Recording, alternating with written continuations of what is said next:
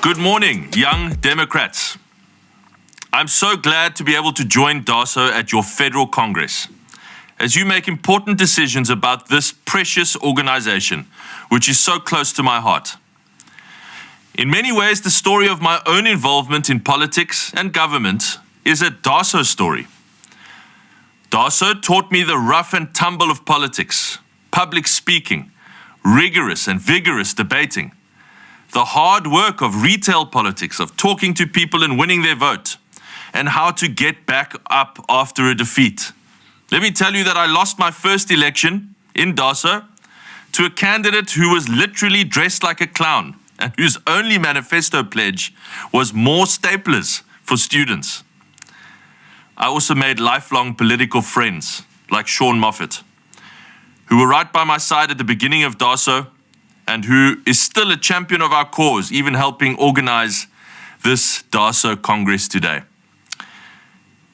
While I was somewhat of an activist as a pupil at Edgemead High School in my teenage years, it wasn't until I arrived as a student at the University of Cape Town that my life in politics really got started. I founded DASO in 2005 when I arrived at UCT because I saw the crucial need for a liberal voice on South African university campuses, which were then completely dominated by the ANC Youth League and its style of racial nationalist ideology. In those days, DASO often stood as a lone voice for non-racialism, individual freedom, and other truly progressive values in a sea of regressive ideologies. We all know that university campuses are a crucial piece of the South African political puzzle. They were crucial sites of contestation and struggle during apartheid, where the authoritarian state machinery sought to control what was taught and control what was thought, and also where progressive students organized themselves to stand up against that injustice and imagine a better future for our country. This includes students who went on to lead our parent party, the Progressive Federal Party. The campuses of institutions of higher learning still play a crucial but very different role in the politics of South Africa. At many institutions today, students are taught highly politicized curriculums, especially in the humanities, that only present one kind of worldview. There's a young man who works for me in my office, in the mayor's office, who studied at UCT just a few years ago.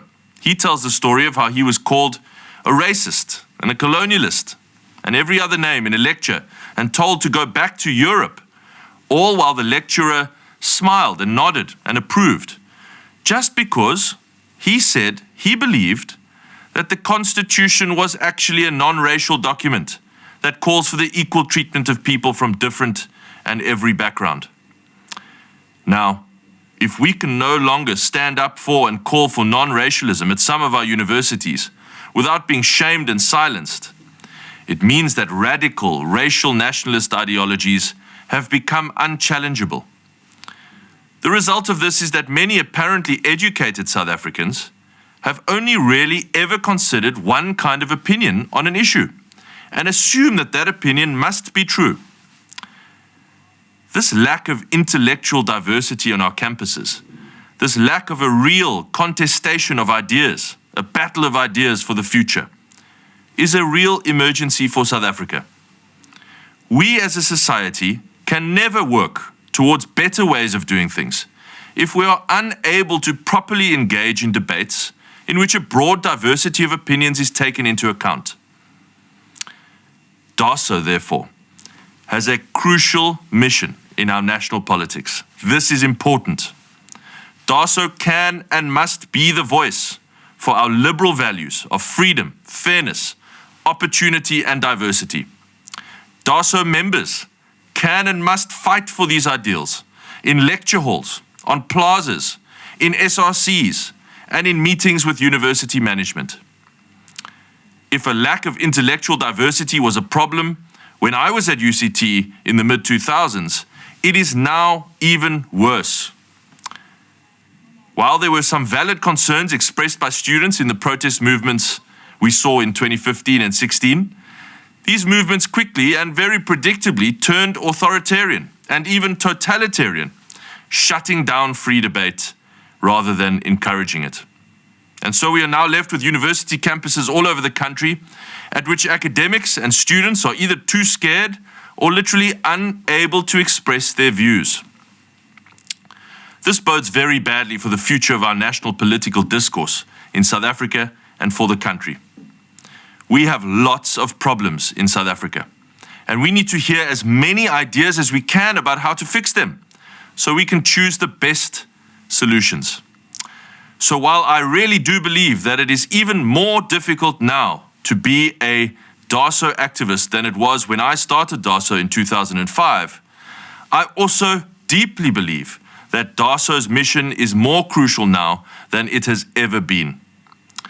I encourage every one of you to take this calling seriously and to commit yourselves to it. The future of our country is at stake, and some of the solutions are already in your hands. I have also no doubt that many of you will go on to wield influence in the DA, in Parliament, in our governments, and in civil society in the years ahead. To be honest with you all, my involvement in DASO directly led to my being presented with opportunities to build a career, a vocation, a purpose in politics, and I've loved every minute of it since.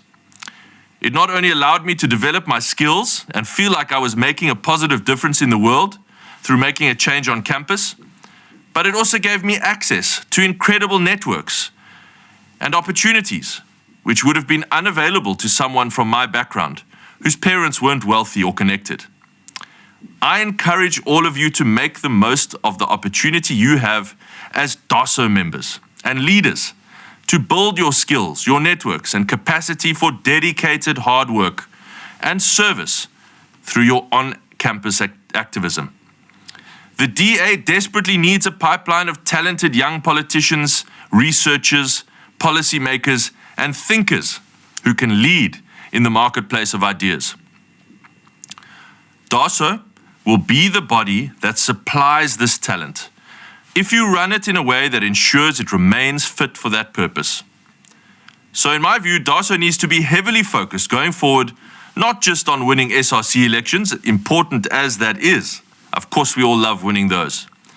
But also on actively driving issues on campuses, especially those relating to intellectual diversity and academic freedom. DASO must be the unorthodox voice, just like our famous predecessor, Helen Suzman, was the unorthodox voice in apartheid's parliament. It is on us to have the difficult conversations on campus, to stand up for what we know is right for the future of our country, even if it is unpopular and difficult. It is also crucial that DASO remains focused on developing the skills of its members, not just the political skills like campaigning, as fun as that is, but skills like thinking in a principled way, reading critically, and writing and speaking persuasively. There are too few politicians in South Africa with those kind of skills, but the ones that do possess them make the real difference. On that note, I want to leave the new federal leadership of DASO that will be elected at this Congress with some words of advice.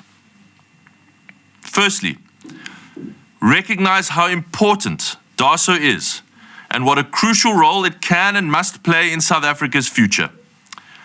After you have internalized that, commit yourselves to the hard work of building branches, nurturing members, and fighting for our ideas. DASO is so important for South Africa's future. DASO is so important for the DA's future. I really do believe the DA would not be the powerhouse that it is without DASO. I believed that in 2005, and I still believe it just as strongly now. As thoughtful and deliberate young leaders, you can and will make a change in a country that is crying out for new possibilities. So I wish you all the very best for your Federal Congress. Take care of this precious organization, DASO.